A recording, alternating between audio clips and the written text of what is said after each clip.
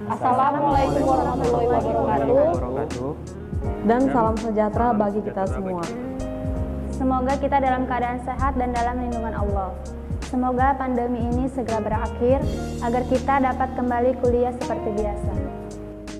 Kami dari kelompok 4, saya Winda Ayu, teman saya Erika Novianti, Ahmad Teguh, Julhami Abdi, Rosmalina, dan Harrison. Kami akan membawa materi mengenai kelas diagram.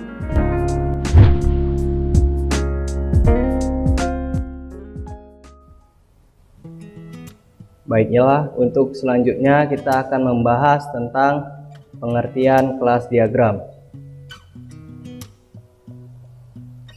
Kelas diagram adalah visual dari struktur sistem program pada jenis-jenis yang dibentuk. Kelas diagram juga merupakan alur jalannya database pada sebuah sistem ataupun program. Oke, slide selanjutnya ada fungsi atau manfaat kelas diagram. Yang pertama, menjelaskan suatu model data untuk program informasi. Yang kedua, untuk meningkatkan pemahaman mengenai gambaran umum skema dari suatu program. Yang ketiga itu mampu menyatakan secara visual akan kebutuhan spesifik suatu informasi serta dapat berbagi informasi tersebut ke seluruh bisnis. Yang keempat itu dapat dibuat bagan secara terperinci dan jelas. Yang kelima itu memberikan penjelasan implementasi independen dari suatu jenis program yang digunakan. Oke, selanjutnya saya akan membahas mengenai kelas diagram elemen. Dalam kelas diagram elemen itu terdiri dari yang pertama yaitu class name atau nama kelas, yang kedua atribut atau atribut, yang ketiga ada operation atau metode, yang keempat yaitu relationship.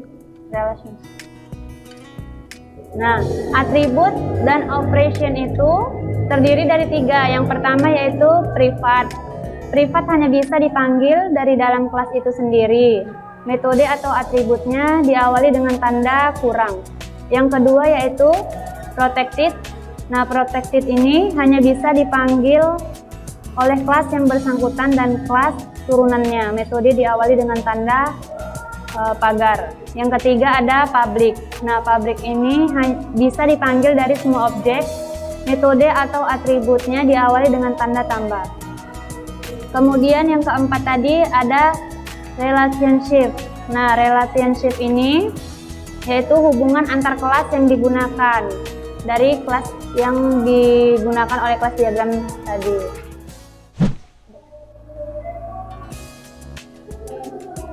Selanjutnya saya akan membahas mengenai simbol-simbol kelas diagram. Yang pertama yaitu kelas adalah kelas pada struktur sistem. Yang kedua interface, sama dengan konsep interface dalam pemrograman berorientasi objek. Selanjutnya association, relasi antar kelas dengan arti umum. Asosiasi biasanya juga disertai dengan multiplicity. Yang ketiga indirected association, relasi antar kelas dengan makna kelas atau digunakan oleh kelas yang lain. Asosiasi biasanya juga disertai dengan multiplicity.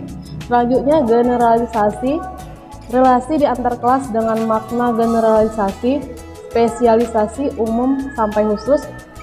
Selanjutnya dependensi, relasi antar kelas dengan makna kebergantungan antar kelas. Terakhir aggregation, relasi antar kelas dengan makna semua bagian atau whole part. Oke, di sini kita masuk ke contoh kelas diagram.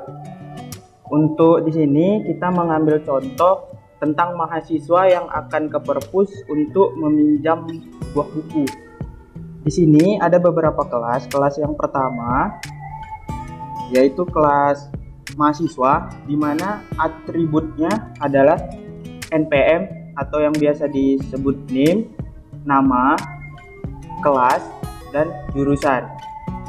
Lalu untuk operasinya atau metodenya, di sini dia akan datang ke perpus. Lalu untuk hubungan antar kelasnya, di sini kita memakai direction association. di mana dengan makna kelas yang atau digunakan oleh kelas yang lain. Asosiasi biasanya juga disertai dengan multidisiplin. Lalu kelas yang kedua, di sini ada anggota, dinamakan anggota. Lalu untuk atributnya ID anggota, nama anggota, kelas, dan jurusan. Untuk operasinya di sini dia datang sebagai anggota. Lalu untuk hubungan antar kelasnya masih sama seperti yang pertama, directed association.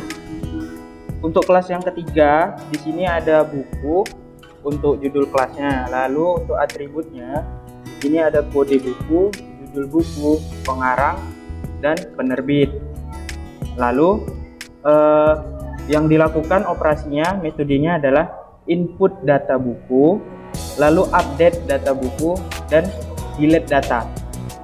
Di sini ada dua hubungan antar kelasnya, bisa ke kelas selanjutnya yaitu kelas peminjaman dan bisa juga ke petugas perpustakaan. Di sini maksudnya jika mahasiswa tersebut sudah mempunyai NPM di perpustakaan tersebut, berarti dia bisa masuk ke kelas peminjaman. Tapi jika tidak, dia akan masuk ke kelas petugas perpustakaan, di mana petugas akan memasukkan kode petugasnya dan nama petugasnya sebagai atribut. Lalu metode yang dilakukannya adalah input data anggota, update data anggota. Tapi jika si mahasiswa sudah mempunyai NPM, berarti dia bisa langsung meminjamnya, yaitu masuk ke kelas kepeminjaman, di mana atributnya adalah NPM, tanggal pinjam, buku, dan tanggal kembali. Lalu metode yang dilakukan adalah input transaksi. Lalu di sini